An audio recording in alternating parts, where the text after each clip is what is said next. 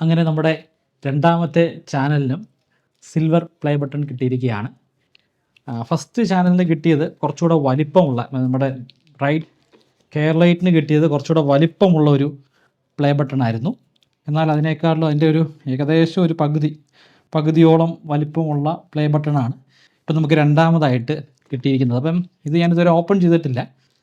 പക്ഷെ നമുക്ക് 2021 മാർച്ചിലാണെന്ന് തോന്നുന്നു 2001 കിട്ടിയിട്ടുള്ള ആ പ്ലേ ബട്ടൺ ഒന്ന് തുറന്ന് നോക്കാം. ഞാനിത് അന്ന് തുറന്ന് നോക്കിയതിന് ശേഷം എടുത്ത് അലമാരയിൽ വെച്ചതാണ്. അതിനുശേഷം ഇപ്പോഴാണിത് ഓപ്പൺ ചെയ്യുന്നത്. ഇതാണ് നമുക്ക് കിട്ടിയിട്ടുള്ള ആദ്യത്തെ പ്ലേ ബട്ടൺ. നമ്മുടെ സയൻസ് ചാനൽ ബ്രൈറ്റ് കെയർലൈറ്റ്, പിന്നെ അതിൻ്റെ കൂടെ എൻ്റെ പേരൂടെ ഉണ്ട്, വിഷ്ണു വാസുദേവ്. ഞാൻ അന്ന് ഒരു വീഡിയോ ആയിട്ട് ഇത് ചെയ്തിരുന്നു. അപ്പോൾ ഇതാണ് കിട്ടിയത്. ഇപ്പോൾ ഒരുപാട് പൂപ്പലൊക്കെ പിടിച്ചതുപോലായി, ഒന്നും ക്ലീൻ ചെയ്തിട്ടൊന്നുമില്ല. അതിൻ്റെ കൂടെ തന്നെ വളരെ ഇൻസ്പയറിംഗ് ആയിട്ടുള്ള ഒരു ലെറ്റർ കൂടി കിട്ടിയിട്ടുണ്ട്. അന്ന് കിട്ടിയതാണ്. അപ്പോൾ അതിലെ ഏറ്റവും അട്രാക്റ്റീവ് ആയിട്ടുള്ളതെന്ന് പറയുന്നത് അതിൻ്റെ ഫസ്റ്റ് ലൈനാണ്. അപ്പോൾ അത് വളരെ ഇൻട്രസ്റ്റിംഗ് ആണ്. ആ ഒരു ലൈൻ ഭയങ്കരമായിട്ട് മോട്ടിവേറ്റിംഗ് ആണ്. ആ ഒരു ലൈൻ അത് ഞാൻ ജസ്റ്റ് ഒന്ന് വായിക്കാം. If each of your subscribers were a light year, they could take you from one side of the Milky Way to the other. എൻ്റെ ചാനലിൻ്റെ നിഷ് മനസ്സിലാക്കിയിട്ടിട്ടൊരു ക്യാപ്ഷനാണോ എന്ന് എനിക്കറിയില്ല. കാരണം ഒരുപാട് യൂട്യൂബ് ചാനൽസ് ഉണ്ടല്ലോ. അപ്പോൾ ഓരോന്നിൻ്റെയും നോക്കിയിട്ട് അതിനനുസരിച്ചുള്ള ഒന്നും ഇടുമോ എന്ന് എനിക്കറിയില്ല. എൻ്റെ ഫസ്റ്റ് ചാനൽ സയൻസ് ചാനലായിരുന്നു. അപ്പോൾ അതിൽ ഞാൻ പലപ്പോഴും പറഞ്ഞിട്ടുള്ളതാണ്. അതായത് മറ്റേ ഏതെങ്കിലും ഒരു അങ്ങ് ദൂരെയുള്ള ഒരു ഗാലക്സിയെക്കുറിച്ച് പറയുമ്പം അതിൻ്റെ ദൂരം നമ്മളിൽ നിന്ന് എത്ര ദൂരം, എത്ര ലൈറ്റ് ഇയേഴ്സ് അകലെയാണെന്ന് ഞാൻ പറയുമ്പം അത് മനസ്സിലാക്കാനായിട്ട് നമ്മുടെ സ്വന്തം ഗാലക്സിയായ മിൽക്കി വേയുടെ ഡയമീറ്റർ ഞാൻ പറയും. അത് ഒരറ്റം മുതൽ അങ്ങേ അറ്റം വരെ 1,00,000 ലൈറ്റ് ഇയേഴ്സ് ആണെന്ന് ഞാൻ പറയും. ഇവിടെ ആ സെയിം ഡയലോഗാണ് ഫസ്റ്റ് സെൻറ്റൻസിൽ കൊടുത്തിരിക്കുന്നത്. അത് അവർ വെറുതെ അങ്ങ് കൊടുത്തതാണോ എന്നറിയില്ല. ഇനി എൻ്റെ ചാനലിൻ്റെ നിഷ് മനസ്സിലാക്കിയിട്ട് ഒരു ആസ്ട്രോണമി ബേസ്ഡ് ചാനലാണെന്ന് മനസ്സിലാക്കിയിട്ട് കൊടുത്തതാണോ എന്നറിയില്ല. അപ്പോൾ ഇതിനുള്ള വാചകങ്ങളൊക്കെ വളരെ ഇൻസ്പയറിംഗ് ആണ്. ഇതിൽ CEO സൂസൻ വോച്സിസ്കി എന്നാണ് തോന്നുന്നു പേര്. CEO അന്നത്തെ CEO ആണ്. ഇപ്പോഴും സൂസൻ തന്നെ ആണോ CEO എന്ന് എനിക്കറിയില്ല. നമുക്ക് പുതിയ പ്ലേ ബട്ടൺ കിട്ടിയിട്ടുണ്ടല്ലോ, അത് ഓപ്പൺ ചെയ്യുമ്പോൾ മനസ്സിലാക്കാം. അപ്പം CEOയുടെ ഒരു സൈനോട് കൂടിയിട്ടുള്ള ഒരു ലെറ്റർ നമുക്ക് ഇതിൻ്റെ കൂടെ കിട്ടിയിട്ടുണ്ട്. അപ്പോൾ ഇത്രയും വലിപ്പമുള്ളതാണ് നമ്മുടെ ആദ്യത്തെ പ്ലേ ബട്ടൺ. എന്നാൽ അതിനൊക്കെ ശേഷം ഇപ്പോൾ 2025 നമുക്ക് രണ്ടാമത്തെ പ്ലേ ബട്ടൺ കിട്ടിയിട്ടുണ്ട്. വലിപ്പക്കുറവുള്ള, ഭാരക്കുറവുമുണ്ട്. വലിപ്പം കുറയുമ്പം ഭാരവും സ്വാഭാവികമായിട്ട് കുറയുമല്ലോ. അപ്പോൾ ഇത് ഞാൻ ഓപ്പൺ ചെയ്യുകയാണ്.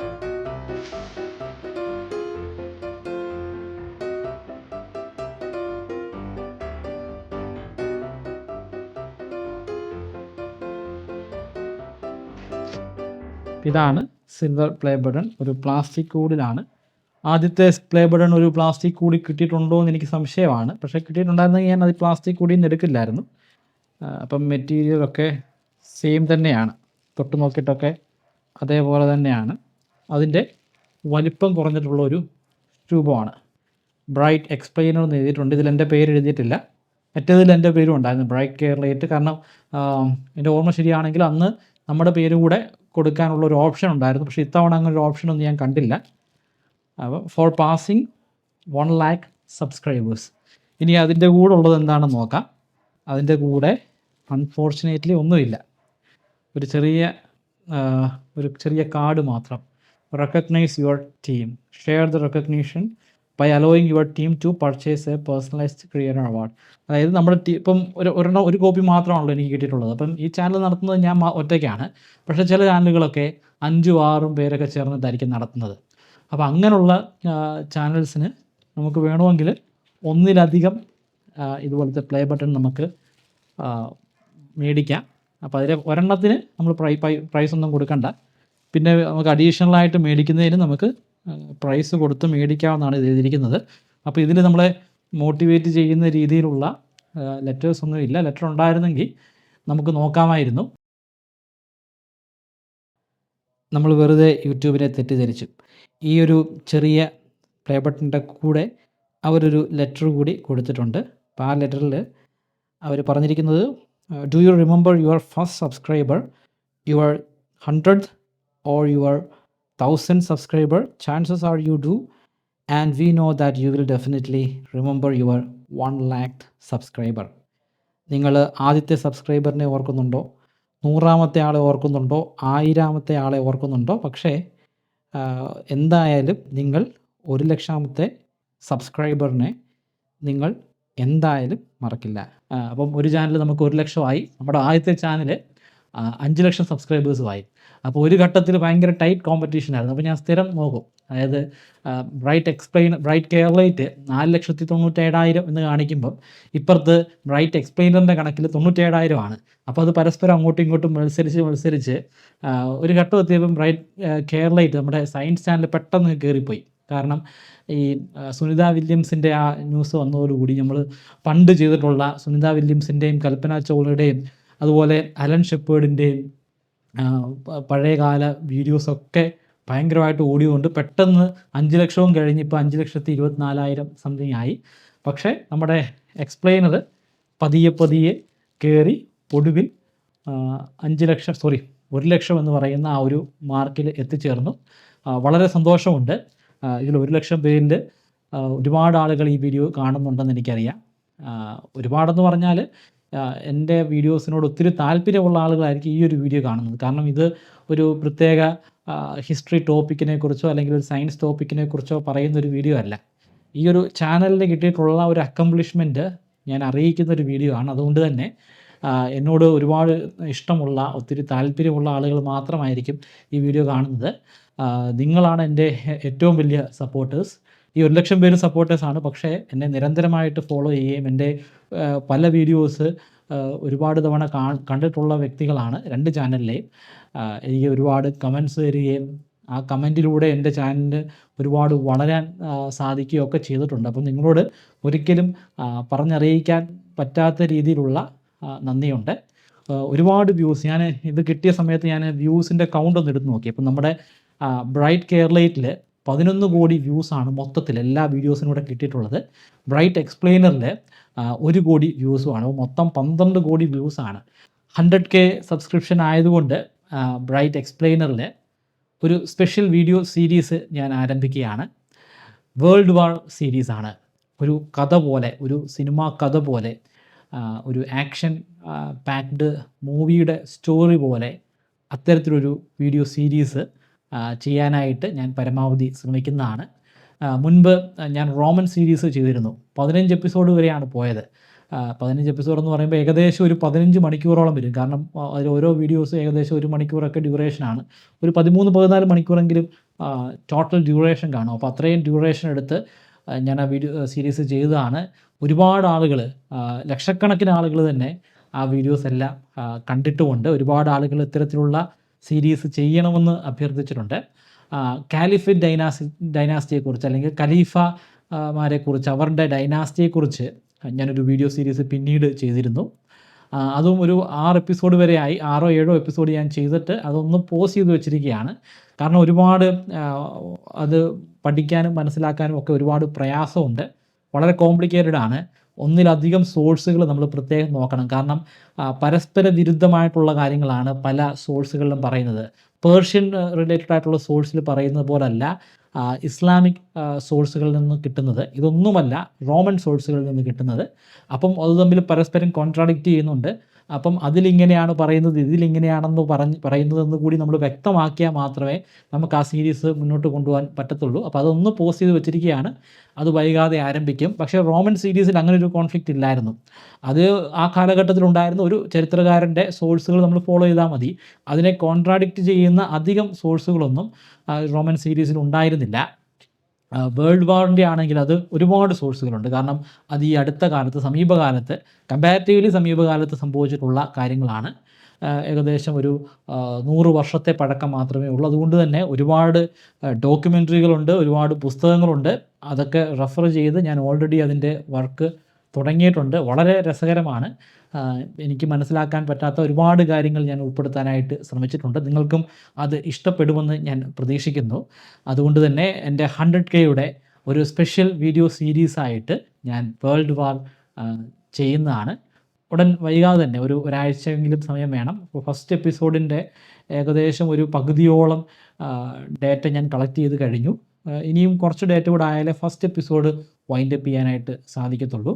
അതിനുശേഷം അതിൻ്റെ അടുത്ത എപ്പിസോഡിൻ്റെ വർക്ക് തുടങ്ങും. അപ്പോൾ അതുകൊണ്ട് തന്നെ ഒരു 7, 8 അല്ലെങ്കിൽ ഒരു 10 ദിവസത്തെ ഗ്യാപ്പിലൊക്കെ ആയിരിക്കും ഓരോ എപ്പിസോഡും വരിക. കാരണം അതിൻ്റെ വായന, അതിനു വേണ്ടി നമ്മൾ ചിലവഴിക്കേണ്ട സമയം അത് വളരെ കൂടുതലാണ്. പിന്നെ പലരും എന്നോട് ചോദിക്കുന്ന ഒരു ചോദ്യമാണ്, എന്തിനാണ് ഈ ഹിസ്റ്ററി വീഡിയോസ് ചെയ്യുന്നതെന്ന്. ശരിക്കും എല്ലാവർക്കും അറിയില്ല എനിക്ക് 2 ചാനലുള്ള കാര്യം. അപ്പോൾ ആളുകൾ ഈ ചാനലിൻ്റെ പേരങ്ങനെ നോക്കത്തില്ല. ഇപ്പം തംബ്നെയിലിൽ കാണുന്ന എൻ്റെ പടം, പിന്നെ വീഡിയോ ചെയ്യുന്ന ആൾ ഞാനാണ്. അപ്പോൾ ഞാൻ ചെയ്യുന്ന വീഡിയോസൊക്കെ യൂണിവേഴ്സ് അല്ലെങ്കിൽ സയൻസുമായിട്ട് ബന്ധപ്പെട്ടിട്ടുള്ള വീഡിയോസാണ്. അത് മാത്രമേ ഉള്ളൂ എന്ന് ചിന്തിക്കുന്ന ആളുകളുടെ മുമ്പിലേക്ക് പെട്ടെന്ന് റോമൻ സീരീസിൻ്റെ വീഡിയോ, അല്ലെങ്കിൽ മാറാട് കൂട്ടക്കൊലപാതകത്തിൻ്റെ വീഡിയോ, അതുമല്ലെങ്കിൽ മറ്റേതെങ്കിലും കലാപത്തിൻ്റെയോ അല്ലെങ്കിൽ മറ്റേതെങ്കിലും ചരിത്ര പ്രാധാന്യമുള്ള ഒരു സംഭവത്തിൻ്റെ വീഡിയോ. അപ്പോൾ ആ വീഡിയോ കാണുമ്പോൾ ആളുകൾ ശരിക്കും ഞെട്ടിപ്പോകും. ഇയാൾ യൂണിവേഴ്സിനെ കുറിച്ച് വീഡിയോ ചെയ്യുന്ന ആളല്ല, ഇയാൾ എന്തിനാണ് ഇതിനെക്കുറിച്ച് വീഡിയോ ചെയ്യുന്നതൊക്കെ ചോദിക്കും. അപ്പം എല്ലാവരും കരുതുന്നതെല്ലാം ഒറ്റ ചാനലാണെന്നാണ്, പക്ഷേ 2 ചാനലാണ്. അങ്ങനെ ഒരുപാട് കമൻറ്റ് ഈ എക്സ്പ്ലെയിനറിൽ വരാറുണ്ട്. സയൻസ് ചെയ്യുന്ന ആൾ എന്തിനാണ് ഹിസ്റ്ററി വീഡിയോസ് ചെയ്യുന്നത്, ഹിസ്റ്ററി വീഡിയോസ് ചെയ്ത് കഴിഞ്ഞാൽ ഒരുപാട് എനിമീസ് ഉണ്ടായിരിക്കും, നിങ്ങളുമായിട്ട് കോൺഫ്ലിക്റ്റ് ചെയ്യുന്ന ഒരുപാട് പേരുണ്ടായിരിക്കും എന്നൊക്കെ കമൻറ്റ് ചെയ്യാറുണ്ട്. കോൺഫ്ലിക്ട്സ് ഉണ്ടാകും, പക്ഷേ അതൊന്നും ഒരു തടസ്സമേ അല്ല.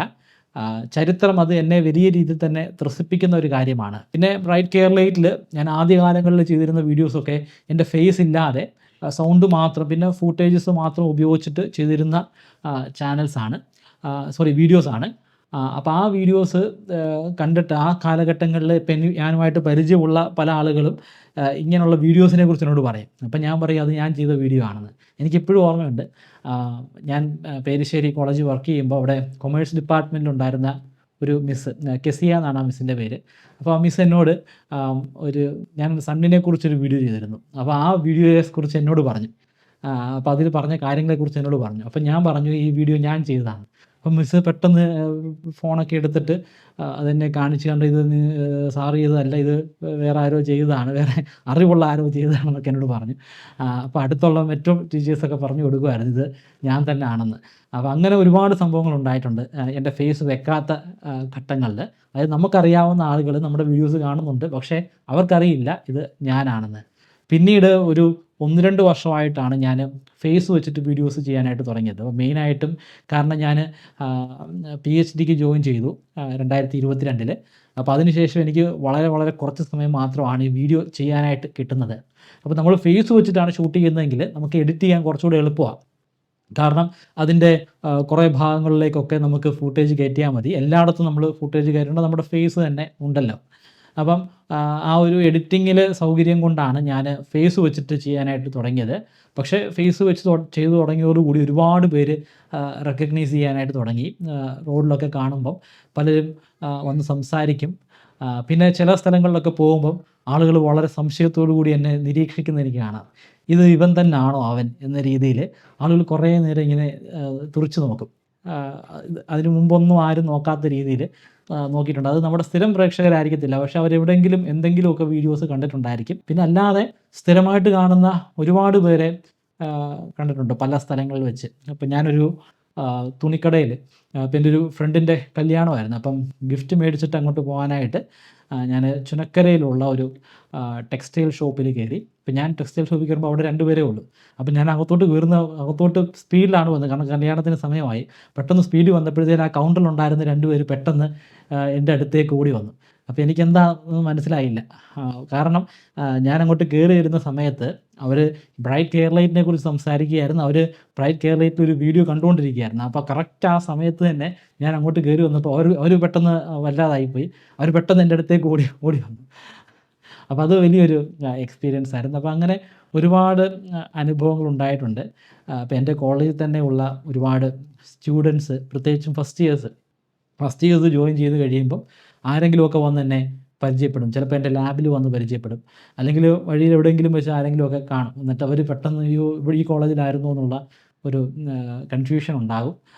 അപ്പം അങ്ങനെ മനോഹരമായിട്ടുള്ള ഒരുപാട് അനുഭവങ്ങൾ ഈ ഒരു ചാനലിലൂടെ ഉണ്ടായിട്ടുണ്ട്. അപ്പോൾ ആളുകൾ നമ്മളെ റെക്കഗ്നൈസ് ചെയ്യുന്നു, ആളുകൾ നമ്മളെ ഇഷ്ടപ്പെടുന്നു എന്നൊക്കെ കേൾക്കുമ്പോൾ നമുക്ക് വളരെ സന്തോഷമാണ്. എന്ത് തരത്തിലുള്ള ക്രിട്ടിക്സ് ആണെങ്കിലും നിങ്ങളത് കമൻറ്റ് ബോക്സിൽ ടൈപ്പ് ചെയ്ത് അയയ്ക്കുക, അല്ലെങ്കിൽ പേഴ്സണലി എനിക്ക് മെസ്സേജായിട്ട് അയയ്ക്കുക. നേരിട്ട് കാണുമ്പോൾ പറയാൻ പറ്റുമെങ്കിൽ അങ്ങനെ പറയുക.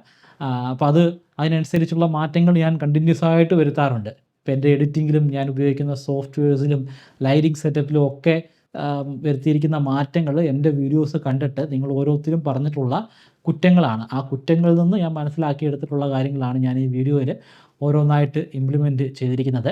പിന്നെ ഞാൻ സാധാരണഗതിയിൽ ക്യാമറ ഓണാക്കി ഞാനങ്ങ് സംസാരിക്കുമ്പോൾ ഒരുപാട് ഡ്യൂറേഷനൊക്കെ വരും, പ്രത്യേകിച്ചും സയൻസ് ചാനലിലൊക്കെ. അപ്പോൾ ഡ്യൂറേഷൻ വരുമ്പോൾ കുറേ പേര് കമൻറ്റ് ചെയ്യും, ഇതൊന്ന് വലിച്ച് നീട്ടി കൊണ്ടുപോവുകയാണല്ലോ എന്നൊക്കെ പലരും കമൻറ്റ് ചെയ്യും. അപ്പോൾ അങ്ങനെ കമൻറ്റ് വന്നതിന് ശേഷമാണ് ഞാനത് ഒന്ന് ക്രിസ്പാക്കാൻ തുടങ്ങിയത്. ഞാനങ്ങ് റെക്കോർഡ് ചെയ്യും, പിന്നീട് ഞാൻ എഡിറ്റ് ചെയ്യുന്ന സമയത്ത് അതങ്ങ് എഡിറ്റ് ചെയ്ത് വളരെ വളരെ ചെറിയ വീഡിയോ ആക്കും. ഇപ്പം ഞാൻ അരമണിക്കൂറൊക്കെ ഉള്ള ചില വീഡിയോസ് ചെയ്യുമ്പം ശരിക്കും അത് യഥാർത്ഥത്തിൽ ഷൂട്ട് ചെയ്ത് 1 മണിക്കൂറോ 1.25 മണിക്കൂറോ ഒക്കെ ആയിരിക്കും.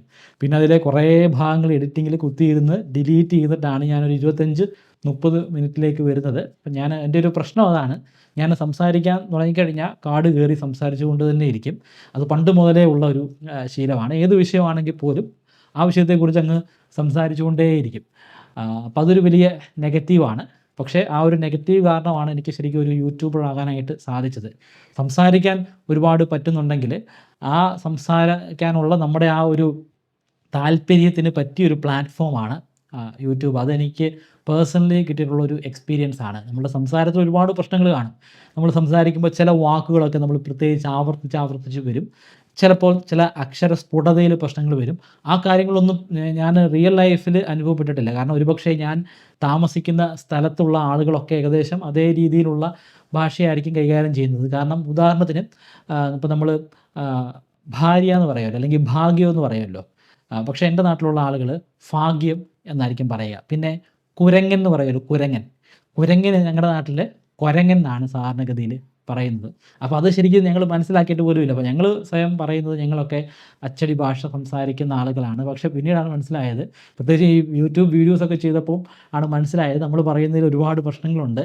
പിന്നെ മിഠായി എന്നാണല്ലോ പറയുന്നത്, മിഠായി, അതായത് സ്വീറ്റിന് നമ്മൾ മിഠായി എന്ന് പറയും, ക്യാൻഡിക്ക് മിഠായി എന്ന് പറയും.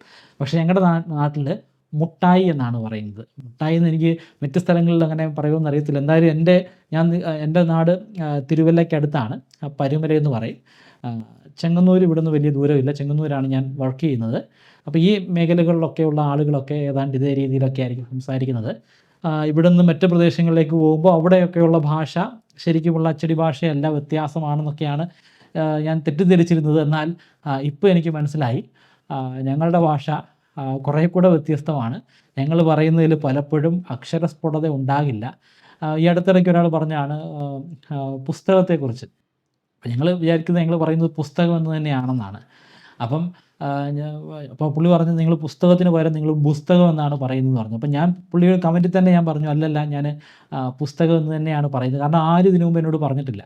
അപ്പോൾ ഞാനിപ്പോൾ 36 വർഷമായിട്ട് ഭൂമിയിൽ ഇങ്ങനെ ജീവിക്കുകയാണ്, ഈ മലയാള ഭാഷ തന്നെ പറഞ്ഞിട്ട്. അപ്പം ഈ കാലഘട്ടത്തിൽ ഞാൻ പലപ്പോഴും പുസ്തകം എന്ന് പറഞ്ഞിട്ടുണ്ട്. പക്ഷേ ആരും അത് പുസ്തകം, നിങ്ങൾ പറയുന്നത് പുസ്തകം എന്നാണ്, ശരിക്കും പുസ്തകം എന്നാണെന്ന് ആരും പറഞ്ഞിട്ടില്ല. അത് കേൾക്കുമ്പോൾ നമുക്ക് ആദ്യം ശരിക്കും ഉൾക്കൊള്ളാൻ പോലും സാധിക്കില്ല. പക്ഷേ പിന്നീട് നമ്മൾ പലരോടും ചോദിക്കുമ്പോഴാണ് മനസ്സിലാകുന്നത് നമ്മൾ പറയുന്നതിൽ ചെറിയ പ്രശ്നമുണ്ടെന്ന്. ഇപ്പോൾ തന്നെ ഞാൻ കാട് കയറി ഒരുപാട് കാര്യങ്ങൾ സംസാരിച്ചു, ഇനി നീട്ടിക്കൊണ്ട് പോകുന്നില്ല. അപ്പോൾ നിങ്ങൾ കാത്തിരിക്കുക, വേൾഡ് വാർ സീരീസ് ഉടൻ തന്നെ തുടങ്ങുന്നതാണ്. ഒരു രസകരമായിട്ടുള്ള ഒരു കഥയുടെ രൂപത്തിൽ തന്നെ ഞാനത് അവതരിപ്പിക്കാൻ ശ്രമിക്കാം.